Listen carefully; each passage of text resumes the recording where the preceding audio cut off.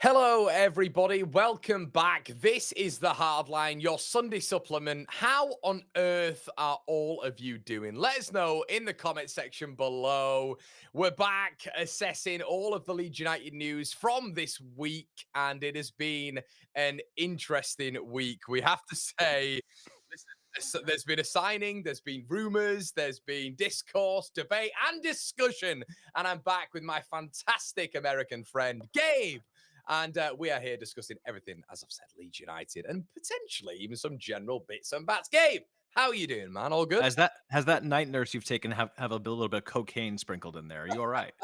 I've just told the chat to go easy on you, that you're sick, you're not feeling well, and then you come up with a "Gabe the American is here." Dude, it's some WWE promo. it has to happen sometimes. It has to happen. I can't just be coming in here with Lemsip and lozenges and all that crap. I've got to come in with a bit of verve, a bit of something about me, Gabe. A little bit of loopy energy. This Yeah, is good. that's quite right. How you doing, man? All good? Yeah, doing great. Going to another Bay FC match today. I'll post the photos on X, aka Twitter. And you know what I'm gonna eat. I do it every Don't match I go say there. it. Just don't say it. I have them bring me a charcuterie board pitch side. It's one of my Guys, favorite. this is legit as well. He legit does this every weekend. It's like I don't. Can we talk?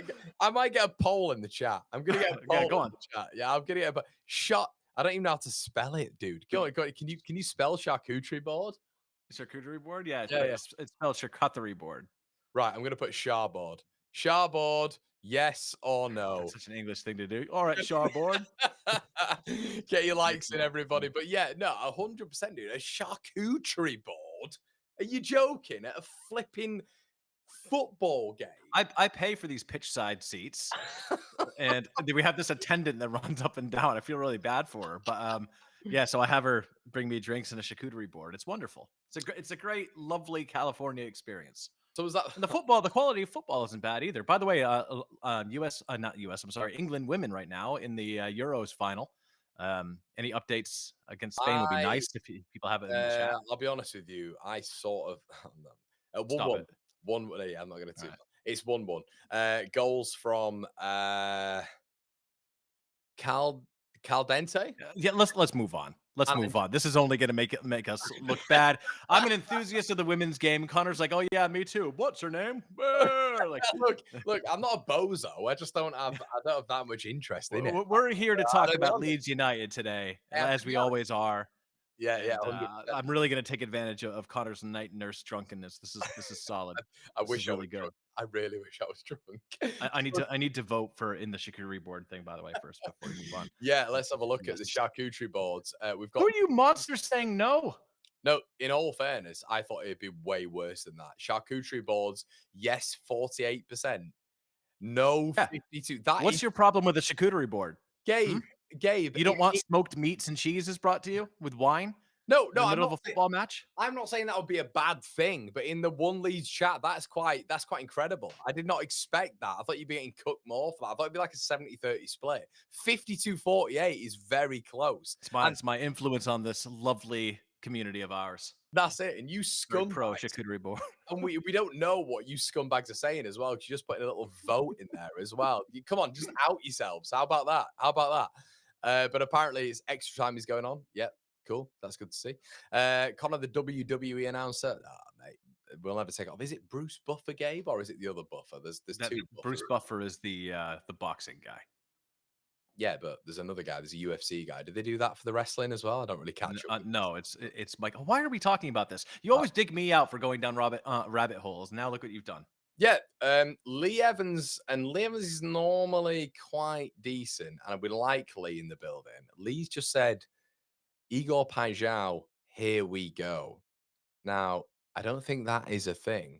That there's been reports out of France. First of all, the Marseille fans are losing their minds. I don't know if you've seen that on X. I haven't. Second, it's hilarious. Just like all these Leeds is terrible. Why would you go to Leeds? All this kind of stuff. And then From you. not from me, no, from Marseille fans. Then there's this report from L'Equipe saying that Leeds are very, very close to finalizing the deal today. and Yeah. now I'm seeing more activity. That was about 30 minutes ago. Okay. Now I'm seeing more activity that says it's not. Listen, until it's announced by the club, um, you know. But could I just talk to you about why I'm so obsessively invested in the Paixao transfer right now, Yeah. Connor? You've done a really good job about talking about how big of a coup it would be, and it would, it absolutely would. But listen, this is a guy with technical and attacking attributes that we haven't seen in this club in a long time. Last season, he averaged a half of a non-penalty goal per 90 minutes. For a winger, that's absurd. That's top percentile. That's like 91st to 93rd percentile. It's absurd. Also, um, 0.33 assists per 90, right? So I know that sounds like a weird thing to say, but you think about it, he's averaging a third of an assist every 90 minutes and a half a goal every 90 minutes. Do the math there. That's essentially a quarter of a goal. No, sorry, three-quarters of a goal contribution every 90 minutes for a winger. Absurd. His shot creating actions per 90 minutes. Just think about how many per game do you think he puts up, Connor? Shot creating actions per 90 minutes. Just give me a number. 3. 5. Whoa! We have to get Connor on night nurse every time he comes out here. It's amazing. Ball progression. So 4.5 progressive carries per 90 minutes. That's in the 98th percentile. And if for those of you who aren't really into like data and analytics, the higher the percentile somebody's in, the better it is. Yeah, the better it is. So if I say I'm in the 99th percentile, that means only 1% is better than me, right? So that's what that means. Successful take-ons, nearly 2 per 90 minutes. That's 94th percentile. This guy's defensive work, he's averaging over a tackle per match in the defensive third. So he does do a lot of pressing as well. Listen, he is a tremendous player. Work rate's strong. Physical and mental attributes. I mean, he's an intelligent player. He's a physical player. And here's what I like the most, Connor. Big game mentality. Big game moments. Talk to right? me. Key performance. Winner of versus AC Milan in the Champions League, a hat trick plus 2 assists in a game over 20, a goal in a cup final, a brace in a 6-0 win against Ajax, UEFA Player of the Match against Milan, Eredivisie Player of the Month in March and April, Team of the Month selections, and Dutch Footballer of the Year last season. If we get this guy, and we get the guy for this guy for the fees that are being circulated, this is the kind of guy who can change a game for you. In a war of attrition, where it's 1-1 and we're losing out on a bunch of possession, he's the kind of guy with the ball at his feet. You don't know what he's going to do. Is he going to lose the ball a little bit more? Yes. When you look at his pass completion percentage, it's in the 70% area. And his progressive passes are super high and very successful, and he receives the ball very deep in the opposing half. What that means is he's not a guy who always does the safe thing and plays the ball back. He goes for it sometimes. And sometimes that means he's going to lose the ball. But when he doesn't, he produces moments of magic, and he seems to do it at a high frequency. This is the kind of guy that can change a season for a club. It's the difference between being mired in a relegation battle and potentially being mid-table. Those margins are very, very thin in the points table. This is the kind of guy you want at your club. I'm all in on Paixao. If we don't get him, there are other players out there. This is the one I'm most excited about, especially for the price points that have been floated around. It's an outrageous bit of business. This is the kind of guy, if he does what he'd want to do at Leeds United, we're either going to shoot up in terms of ambition and be accomplishing more than our fandom would have thought for a while, or this is a guy where the top 2% of clubs in the world are going to be in for if he plays the way we think he can play. So I'm very, very excited about him. He is better than any player we've signed at the club since Rafinha, and it's not even close. It's not even close. With potentially the trajectory of Rafinha as well, which is quite exciting, right? I would like it to be different. I would like him to take us into like mid-table conversations year after year, and like after 4 years, if Real Madrid, Barcelona want to get him, I don't know where Barcelona would find the money. You know, they're taking guys like Marcus Rashford on loan. Talk about scraping the bottom of the barrel. But yeah, tremendous player. Well, Feyenoord Transfer Markt have tweeted out, while Leeds is very close sealing the deal with Feyenoord for Igor Paixao, Olympique Marseille will present a final offer on Sunday. How many final offers are they going to present? This is what I'm a little bit like. And look, I was definitely more dubious about this than you gave. Me and you were speaking about it, and you were probably a little bit more confident than I was. But the final transfer market site has also said no formal full agreement has been reached yet. While Igor is only fully agreed with the league and club, Leeds United holds the best cards club Mm. to club. So where are you at in terms of just general? Where are you at in terms of this transfer? Are you thinking to yourself, Leeds are progressing quite a bit with this, and you're thinking to yourself, do you know what? Mhm. I'm getting a little bit more sort of like confident with this, or are you thinking to yourself like, because I don't know. I think like I guess with the full terms agreed with Marseille, there's always that, and not his personal terms agreed with Leeds United. It's not confirmed yet. Whereas it is with obviously Marseille, it kind of puts you into that sort of no man's land situation. And I do wonder whether or not this is going to be one of those substantial signings that Leeds United get done for the window. Do you think this will get done, Gabe, or do you like heart and heart Yes. feeling? Do you think will get done or not? Yeah. Let me speak to my broader feelings and thoughts, and then Yeah, yeah. but the simple answer to that question is yes. I think it gets done. Um, what we've seen, I've been racking my brain to try to figure out why these fees have been so low for these Big players. brain, very big brain. Okay. Um, you're right. Did you take a break? Need some water? Do we need to call your girlfriend to come in and make sure you're okay? It's a big brain. That's all I was saying. uh, Listen, the fees for like be all, the fees for stock, lower than we thought they'd be. Then I saw something really interesting in the reporting on Perry, and it was that Leeds were cutting out agent fees Mhm. significantly compared to the other clubs. Mm. So that means that what essentially means that these big fees that we're seeing across world football, a huge fraction of these are going to agent fees, which is why we see some of these ballooning numbers. So that fee that we're paying is going direct to the club. Now, the sense that I'm getting is that in it's pretty obvious that Paixao's agent wants him to go to Marseille, right? It's I pretty think so. I think so. seems clear. From what I have been able to gather from looking at various reports and the other transfer bits we've done, it seems that that's because they're going to get a worse deal for themselves if Paixao goes to Leeds. Mm. However, Feyenoord get more money from Leeds versus Marseille. See what I mean? So not only can we outbid Marseille in terms of baseline to the club, but it's pretty clear that Parag Marathi doesn't want to pay exorbitant agent fees, and he's going to try to cut out agents as part of the process as much as possible.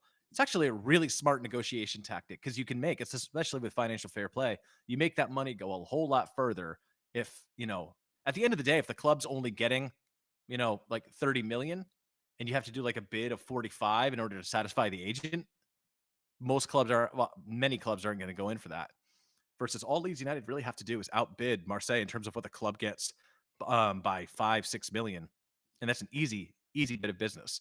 Um, so I think that's why we're seeing a lot of these like this deal's done, and then you see 4 or 5 days go along, and the bits that are being negotiated, like the particulars. What was surprising about the Longstaff numbers? Nothing except for how low it was. What was surprising about the stock numbers, except for how low it was? What was surprising about the BL numbers, except for how low it was? We heard that these deals were happening about 3 or 4 days. Then we heard all the particulars are happening. The particulars are happening.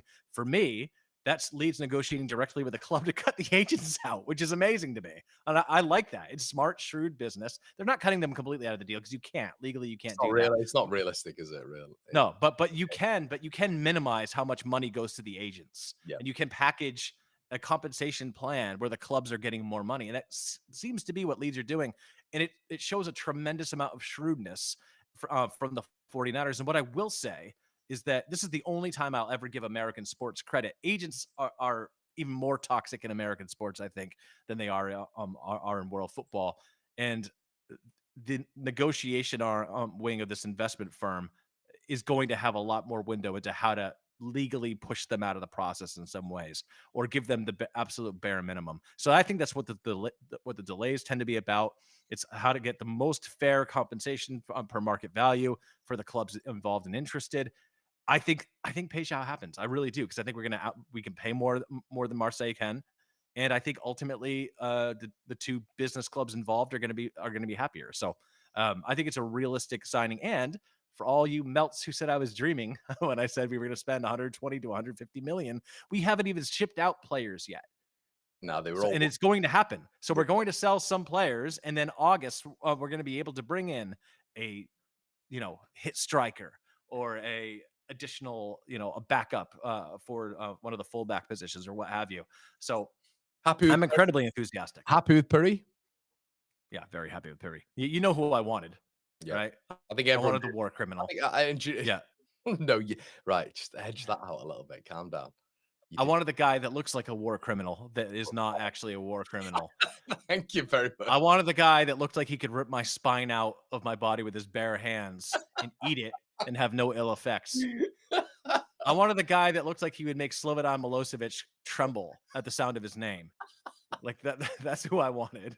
Um, Yeah. but at the end of the day, look, Perry's an excellent, excellent goalkeeper. Is he perfect? And this is what I tweeted about this. This is I tweeted about this. I'm actually Wait, really annoyed with hold on, people in the fan hold base on, now because the hold on, hipster thing to say is, "Oh, he's not hold on. elite." It's like, well, Okay. great, we've gone from Ilan Melier, now you want to compare him to Ederson or Allison and say he's not a complete article. Get out of here. Gabe was I completely wound Gabe up the other night with just certain tweets that I was sending him. And it was crazy. It was almost, and I mentioned this on one of the streams previously, and it's not to say that people people can't have their opinion, and we encourage that, but you've got to back things up. You can't consistently say, "Oh, well, he's so and so because of so and so," and there's no empirical evidence to back that up whatsoever. I think Lucas Perry is a massive upgrade on what Ilan Mele Huge. is. We're in the Premier League right now. He's had a recent Brazil call up. He's got in all competitions. I have to say that now. In all competitions, 75% save percentage from last season. Obviously, In front of a horrific horrendous, with a horrific defense. really By poor, the way, really. And, people and if, are posting, "Oh, look at the lack of look at how many goals they've shipped. Look at the defensive analytics on field defense. It's terrible. dude, It's like watch an MLS side." Dude, watch the Man United game, and that's Manchester United last season, who were horrific in front of goal. And look at the amount of overloads and just general central problems they had. They were at sixes and sevens, Leon. Mm. They had no idea how to deal with any sort of build up when it came to a defensive midfield or a defensive midfield. So Perry was really part of a three-pronged asset line in terms of Mikatadze, in terms of Ryan Cherki, who obviously went to Manchester City, and and Lucas Perry. Aside from that, it was their assets were pretty weak, to be honest. Maybe Malik Fofana was obviously up there, who's just gone to Everton. Maybe it's Well, sort well, of think about this, Connor. conversation The, about the, the top four, maybe, but they had a real asset line of which was further forward. They struggled organization wise and building any sort of shape from the back and into midfield. Leon were very, very poor side for 2 or 3. By the way, this is 2 or 3 seasons now. This isn't just one season with Leon. They've been very top heavy, and that's something to take into consideration. Lacazette as well, getting 15 goals from last season as well. So yeah. but think about this. They had a defensive defensive shape and players in that defensive team that reminded me a whole lot of the Llorente and Robin Koch Yeah, a style of defending. And in that season, Ilan Melier, I think, finished with something like a 59% save percentage or something like that. yeah. The fact that Perry has been able to save 75% is pretty amazing given the defense he had and the quality of chances he had to face and the number that he kept out versus what he was supposed to let in Mm. just is absurd. That's why you do get into data and analytics because it tells you these things if you don't watch every match. So I mean he's an excellent goalkeeper, and to be honest, I would even say I'd rather him than Pope because of the age. Um, I just think he's going to be. I think he's a strong upgrade to what we've had, and I feel pretty good with him and Darlow as the second keeper. I do. That's that Oh, okay. situation Yeah. locked up for me. Yeah. Yeah. Okay. Interesting. Greeny Music says Leeds finish above Scum. You shite up Scum United. Yep. Okay. Cool. I got Jimmy. it. I Jimmy. hope you're right, Greeny. Yeah, I hope you're right, mate. Jimmy Kirsch is saying that Jimmy is reporting today that they expect Hamer to stay at the club. I think the thing with Hamer is let's be quite frank about Hamer. Well, he didn't report that he expected him to stay at the club. He reported that West Ham's interested, And do you and watch this? Do you watch this, Abdi? Yeah. yeah, yeah. So he didn't like give cite a direct report that said Hamer is staying at the club. Jimmy said that he thought Hamer would stay at the club based on some of the things he's read, but it Okay. wasn't like a Yeah. And let's be brutally honest with this. We've spoke about this plenty of times. If Leeds wanted Gus Hamer, Leeds would go out and get Gus Hamer. It's a power play. Leeds are in the I Premier can League. see us doing after we get our striker. If we get Paixao and then we get Muniz and then we sell a couple players and we're looking for because we don't have a true number 10, right? So if you don't want to play 4-3-3 every time, then maybe you got sign a guy like Hamer and let him battle it out with a Tanaka and see how we play. It gives us a little more versatility. It also gives us a set piece specialist. And to be honest, Sheffield United could let him go for like 15 million quid. So Yeah. if we sell Aronson, we sell Greenwood, we're going to sell these players. You're going to have that money to spend, right? Yeah, So 100%, 100%, mate. And I think you go in for him in August if you go in for him at all. yeah, and I've mentioned a couple of times on streams before as well. I don't think he's an out and out 10. And I think people are calling Hamer all the time. They're saying he's a 10, he's a 10. If you want a 10, you go out and get Gus Hamer. It's not. He is not that sort of isolated player. He could play on the left, he could play as an 8.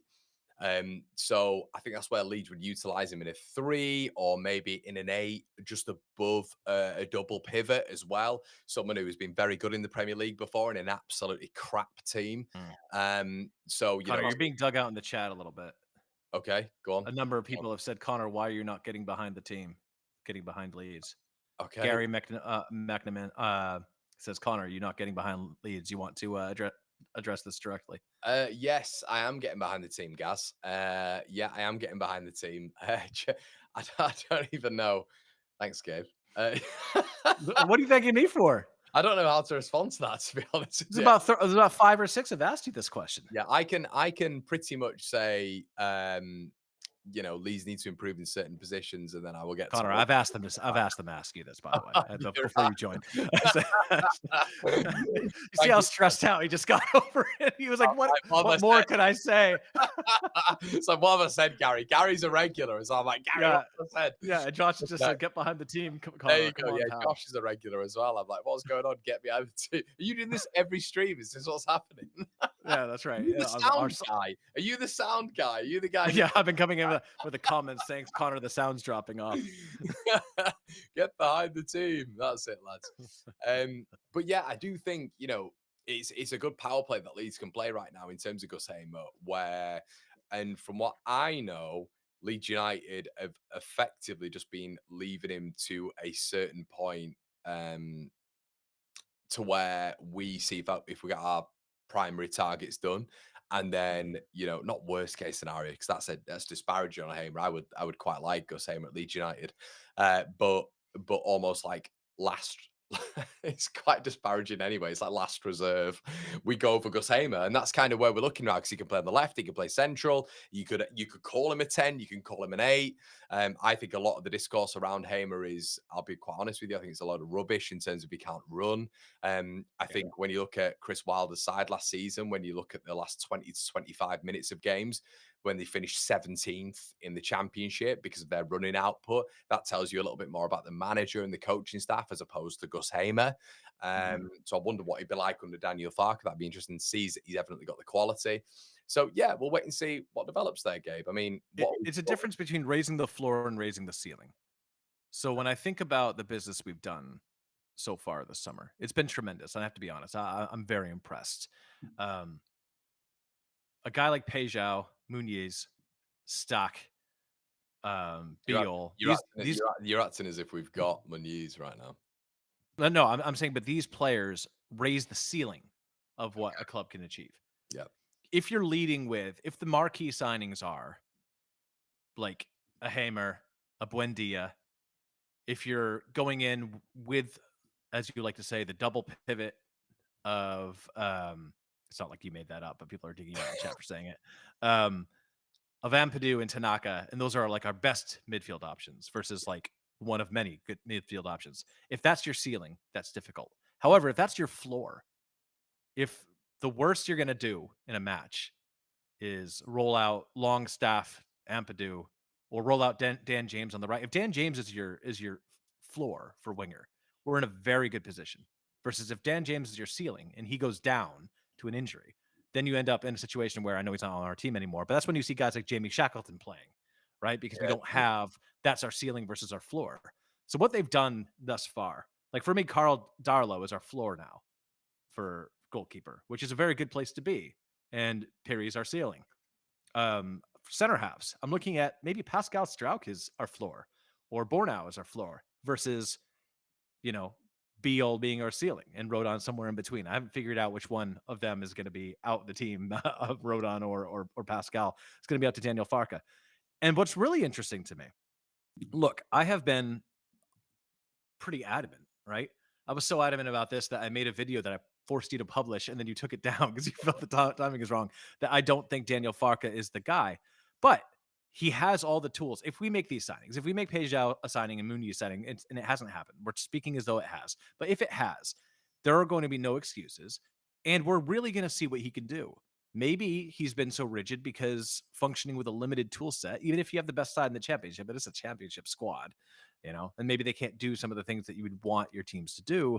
We're going to see what he's really capable of. And I hope he exceeds everyone's expectations. I hope Daniel Farka, and so far with the reports of how he's been, we call it people managing in tech, but how he's been managing the team together just in terms of making sure the squad gets to know each other, that no clicks are integrating. I think that's very, very good.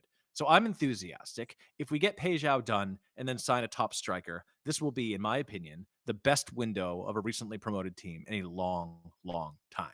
And Mm. I won't, if that happens, I don't want to hear any 49ers out stuff because they have done everything they needed to do if these signings happen. They may not. There's still plenty of time left in the window. But I'm pleased. It's hard not to be pleased where we're at and how close we are to being done. Um, Compared to maybe the last time we were promoted. Yeah, there's a lot of reports saying that it's pretty much done with Paixao, and I guess we should just focus on that. That would be absurd. God. Did you remember when we did our ideal lineups? Right, we put them together, we put them out here. I think we were like, if all goes right. The only difference is I think I had Hamer in the team because I thought we'd probably get him earlier, but it would be like We did the those realistic four. ones, didn't we? The realistic Yeah, ones. the realistic ones, and then we had our and both of us in the hopeful ones had Muniz and Pejao. And I Mm. think of those two, we probably would have said Pejao was probably the least likely one. Because by the way, it's not just Marseille who have been looking at him. This guy has been scouted and looked at and rumored with clubs all over world football. Arsenal, Liverpool, Yeah, Napoli, yeah. Tottenham. I think Arsenal was Um, the big one that people are maybe missing. Arsenal were the yeah, big one. and Roma as well. Roma as well. I mean, the thing is, as you've mentioned before many times on these streams, Syria is a little bit strapped for cash comparatively. Although Napoli seems to be bringing all these marquee players, seems like they have this like handshake agreement to come in for like low fees and say they won't play for anybody else. It's very weird. Corruption in Italy, never heard of it. Um, but the point being that I mean, these would be tremendous signings for Leeds, and to go into without having sold anybody be around 120 million in money spent Mm. to really only need a striker and maybe one more player to have it be one of the most successful windows. And then knowing that you're going to be able to sell some assets, even if those assets only compile to 25 million, we were given a budget of 150. If you have 30 million left, we're doing like basic maths here, and you sell another 25, that's like 50 million pretty much to spend on a striker. So what if That I would was that would do it. so what if I was to say to you the rumors, and we spoke about on the room mill not long ago, Marseille effectively making a little bit more cash up and them increasing their bid, which I think they will do because I think Igor Paixao was their number one target, and I think They can't afford Tim Weah though. oh, hold on, Like they hold can't on, afford Tim Weah. Gabe, this happens quite a lot What? now. Are we I don't, getting an actual live update here? it's annoyingly not Romano. Guys, let me know. I just don't know if I. There's one of them who said, I'm not going to say it online, but Connor, just get behind the team, mate. just get behind the team. Everyone's going nuts in the chat about a. It's done. Oh my god! Right, we okay. Okay, so this is from on screen now, Gabe. Presume you got the old YT up. Leeds have Yeah. overtaken Olympique de Marseille in the race to sign Pejao, offered 35 million euros, obviously about 30 million quid. Bonuses included to Feyenoord, which are given the green light to the sale to Elias. Who's reported that? That is, I'm. Shit, it's Nicola Shearer who I'm always a little bit dubious with. Unless it's Ornstein Yeah, yeah. or Mm. or Fabrizio, I get paid to hype up players Romano, allegedly. Um, Yeah, I'm always a little bit dubious when it's outside the two, to be honest with you. I am. It's when it's other journalists will do the rumor mill, we're 100. not gonna say it's done. We're not gonna say it's done. If it's done, I know you'll show up for a midnight stream. Of course. Of The course. darkness in the background, your missus screaming at you to stop doing videos. Not again. Not again. Shit, Yeah. my voice has You heard promised me a romantic dinner. she's literally heard Igor Paixao's name more than she's heard Conor McGilligan. So that's the process. But it's you bring in Paixao. Where do you go next? Is it straight You from focus on Muniz? the striker. Is it Yeah, straight you from go for Muniz? Muniz. Yeah. You go for your striker targets. I did. I'm not one. I don't like to be able to. I said this, but I did say that like the attacking talent hold out a little bit more, right? They a lot. Some of it happens later in the window because the fees are larger. It's the Agents toughest. want more. It's They're the going to toughest play bit. other time. Yeah. The thing is, Fulham had no incentive to sell Muniz for a discounted rate early in the window. Why would you do it? I don't think that Why? I genuinely don't believe there is a reason for them to sell him right now. Leeds There might be because they're looking to see what they can get for strikers. Mm. But right now they have a very good striker who's older. He's getting up there, isn't he? Jimenez. And yeah, I know him. I know him well. See Raul Jimenez play a lot, and he's one of those guys where he's gonna fight out for that place as long as he can. He's a proud player, and he should be. He's accomplished a lot. Came back from a pretty serious injury. Um, he's not some guy who's gonna let himself get pushed out. And I think that Fulham, obviously, if you have a 33-year-old striker, you're looking for your next big option. I don't know that they're 100% sold on Muniz as their direct replacement for him. Or they're just a team that's been in the Premier League for a while. They know that getting two alpha dogs for one position is a smart thing to do, right? And I think Muniz wants to feel a little bit of the love. Now, before we get a little bit crazy and say, oh, we brought in some Brazilians. Listen, Muniz and Paixao grew up 4,000 kilometers away from each other.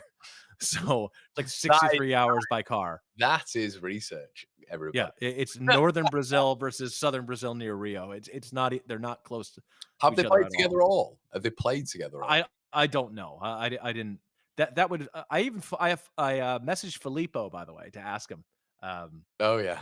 Yeah, he mentioned that Paixao played really well in the Brazilian league for the. He said he hadn't seen a lot of him lately, but he would put in terms of like potential impact. He put him somewhere in between Sinistera and Rafinha, Yeah, which I think yeah. is a good Yeah. good place to be. But yeah, he didn't know if they'd played together either. Right. For Brazil. So, I mean, look, who knows and who cares at the end of the day? The reality is, if somebody told me, "Hey, Gabe, we want to hire you for this company out here in Leeds, and you're really gonna like it because we hired another American," I'd be like, "Who cares?" Like it wouldn't tempt me at all. All I know is that quality players though do attract quality players, so regardless of their nationality. And if you're telling Muniz, "Hey, listen, we have this guy Nemecha that we think is pretty good. He's gonna push you for minutes." Yeah. We have Joel Piroe, who we're not sure about his Premier League readiness, but he's knocked in goals everywhere where he's gone. He's come in to camp really in shape. He's lost about a stone and he looks motivated. I mean, I'd be pretty. Tell me that a starting lineup of Muniz, Paixao, Nanto, Stock, Ramazani. Longstaff. Ramazani's not starting in this scenario. Get out of here. One Ramazani fan channel.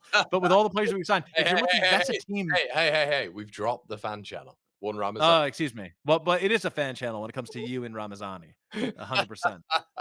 Yeah. But it's the option. But that is an absolute it's banger of a team recently going up.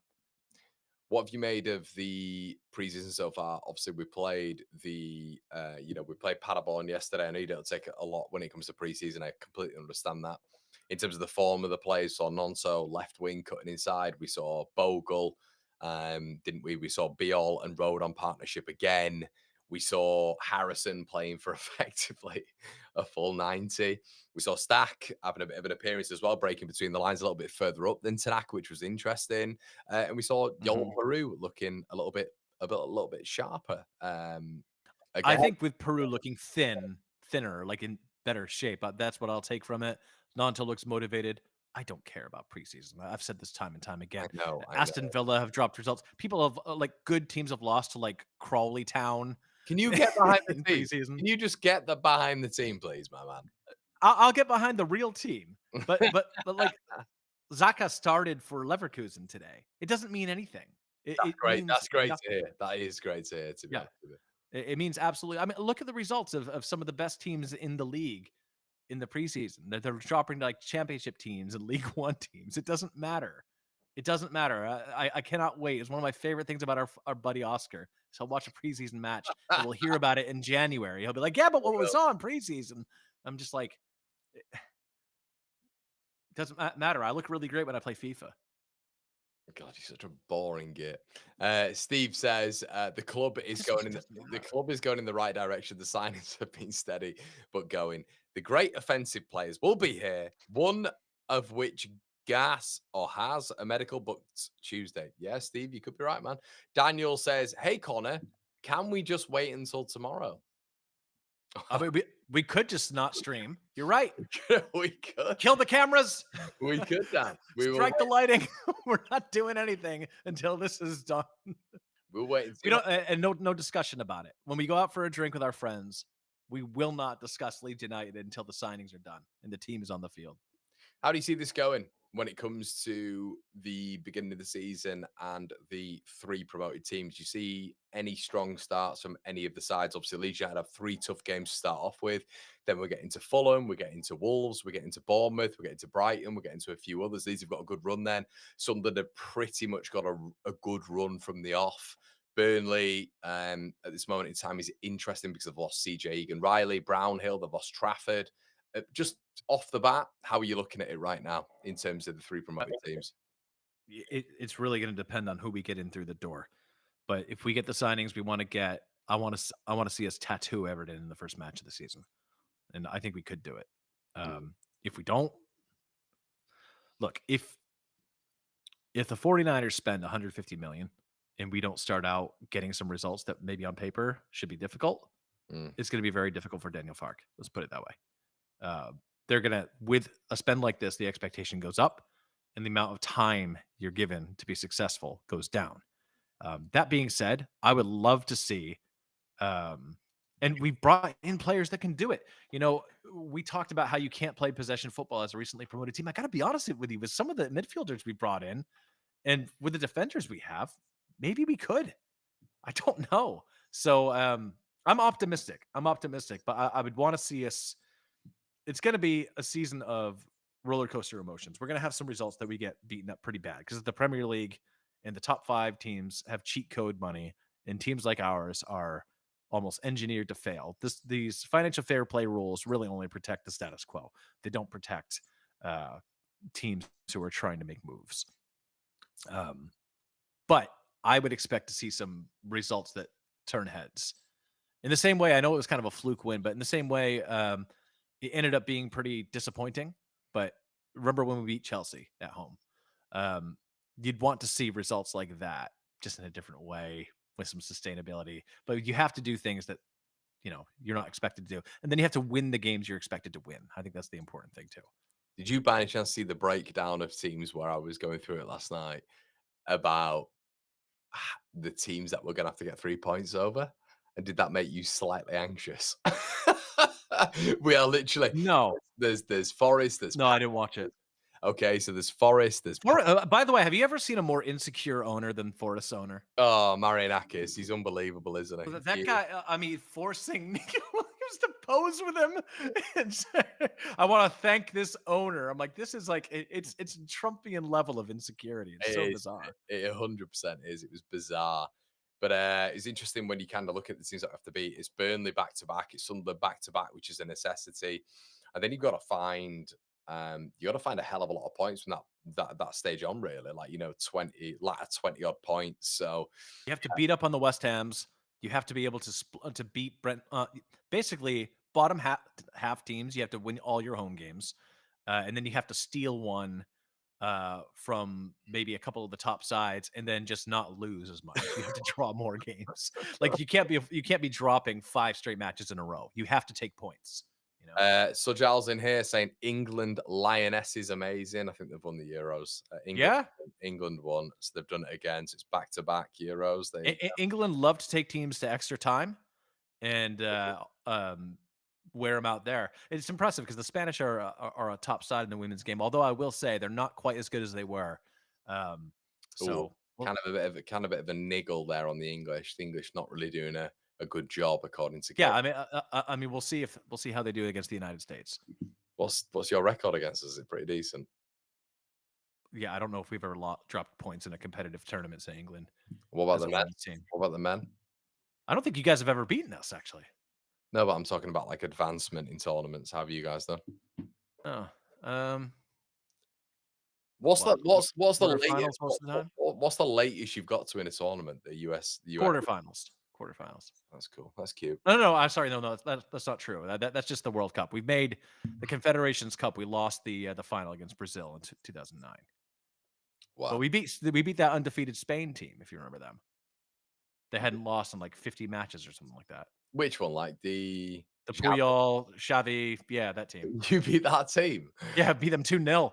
Sergio Ramos was messing around with the ball in his own half, and Dempsey came around and knocked it in. It was hilarious. Day off for the lads. Yeah, yeah, they were pretty shocked. They had like 90% of the possession as well. It's really funny. It did get very boring with that Spanish side at one point. It was like, guys, all they did was win.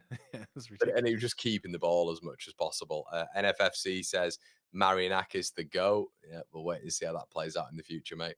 Isaac says, great stream, fellas. Can you think of any other quality strikers that we can attain if the Muniz deal doesn't materialize? You know who I want? Bring him from Saudi Arabia. Yeah, Gabe's keen on Mitrovic by any chance? Yeah, I like Mitrovic. I liked Evan Gassan. That's who I liked. To be honest, at Nice, he's on my scouting list. Do you remember my scouting list? I do, and then it apparently looks like Crystal Palace are about to wrap him up. Everton are making some really good signings at the minute as well. Tieno Barry, they're bringing in Malik Fofana, the highly rated Bayern Munich left back as well, who it's quite staggering how they've managed to get him.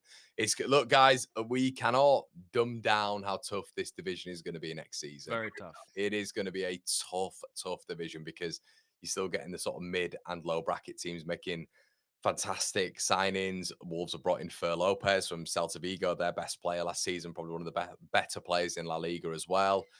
It's going to be a tough one, and it's because unfortunately the 6 that have gone down have offered nothing, which has meant that the teams that are in the Premier League have been able to just strengthen, which is absolutely fantastic. Remember that the jump is not one level between the Championship and the Premier League, and there's basically like, if you think of the top 4 leagues outside of the Premier League, and although they're teams in the top 10, I would rank those better than any Championship team. Right? Yeah. So that's like 40 teams that are better than you outside the Premier League. So you literally have to upgrade your side to be competitive in the Premier League and not go down by like a factor of something like 45, 50 teams. You have to make that kind of jump, and that's pretty significant, right? So that's why you have to get guys like Paixao, Muniz, and even then you're not guaranteed anything. It's hard.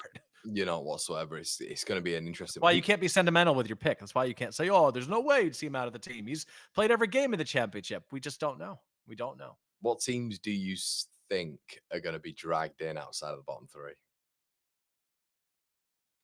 West Ham. Yeah, I do too. Yeah, Brentford might. It's too early in the window to tell, but they've offloaded a lot of players, and I haven't seen a lot of encouraging signings from them. They spent like, what was it, 30 million quid on a goalkeeper? Not very smart. So there, but I've gotten them wrong before. I don't think Everton's out of the woods. I think that they had a huge boost with Moyes, with David Moyes. But they also have a huge bush over there. Liverpool. Well, I'll stop. Never mind. Other teams who could be in. I mean, you never know. I haven't followed outside of Leeds. What's happened with the attacking duo over at Crystal Palace? Are they still at Crystal Palace, or have they moved on? Yeah, still there. How have they kept them? That's incredible. Well, Every season, I feel like they're on their way out. apparently Arsenal are interested in Eze, but I don't think that'll get done. I just don't think it'll get done Yeah. All right. with Madueke going there for 50 million quid. I just can't see that happening. Yeah. Okay. So they're going to be really tough again. Um, So for now, Definitely West Ham, Arsenal, not Arsenal. Sorry, Everton, Everton, West Ham. get him down. Yeah, my brain fog. I partied a little bit too hard yesterday.